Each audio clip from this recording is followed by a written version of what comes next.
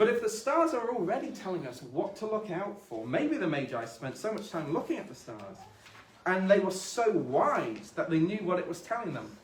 And how do we know that they could possibly be this wise? Well, because as soon as they heard about Jesus, however they did, they went as quickly as they could to worship him. And that's the wisest thing of all. Jesus is the desire of all nations, and that's something written in the stars and known by the wisest people who ever lived. What made them so wise is that they desired Jesus.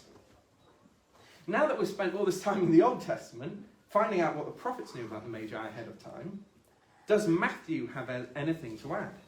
Well, when we're looking at Matthew's account, it's interesting to see what he leaves out. We start with Joseph's genealogy, and it shows that Joseph is the true heir of King David, although there's someone else, Herod, on the throne. An angel tells how Mary's going to give birth to God, and then we skip over to the wise men. I don't know if you watch many nativities, but that bit's way at the end.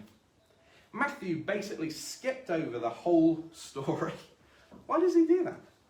Well, there's a lot of reasons. One of the main things is this focus on Herod, who's a very different sort of king, isn't he?